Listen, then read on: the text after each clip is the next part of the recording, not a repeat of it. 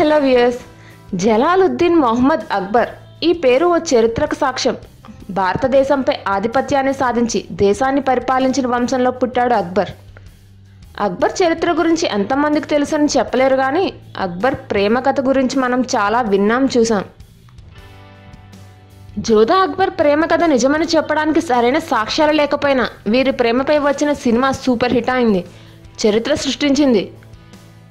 అక్బర్గా హృతిక్ రోషన్, జోధాగా ఐశ్వర్యరాయ్ నటన విమర్శకుల ప్రశంసలు పొందింది.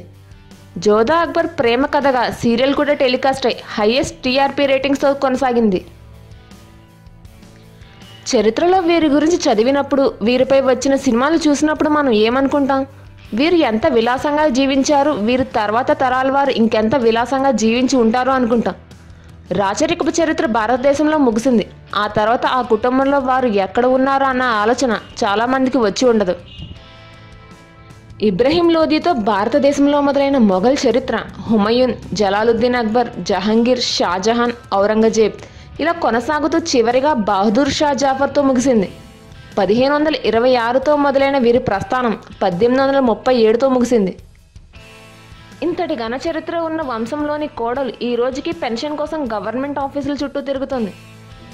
వీరి పూర్వీకులు విలాస భవనంలో ఉంటే ఈమె ఒక గుడిసెలో 2 గదుల ఇంట్లో మురికివాడలో నివసిస్తోంది. బహదూర్ షా జాఫర్ మనవడు మీర్జా బేదర్ బఖ్త్ సలీమా బేగంని వివాహం చేసుకున్నారు. మీర్జా 1980లో కలకత్తాలో మరణించారు. ఆ తర్వాత ప్రభుత్వం నుంచి వీరి కుటుంబానికి 400 రూపాయల పెన్షన్ వచ్చేది. సలీమా బేగం హౌరాలో టీ స్టాల్ నడుపుతూ కుటుంబాన్ని పోషిస్తున్నారు. సుల్తాన్ బేగం ఇచ్చిన ఓ ఇంటర్వ్యూలో తాను చనిపోయేలోగా తన కూతురు జీనత్ మహాల్కి పెళ్లి చేయాలి అనుకుంటున్నాను అని చెప్పారు.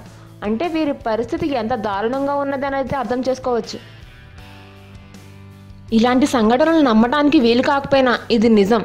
చరిత్రలో మనం చదువుకున్న మొఘల్ వంశానికి చెందిన వారసుల కుటుంబం సామాన్యుల ముద్ద కోసం 3 పూట్ల కష్టపడుతోంది.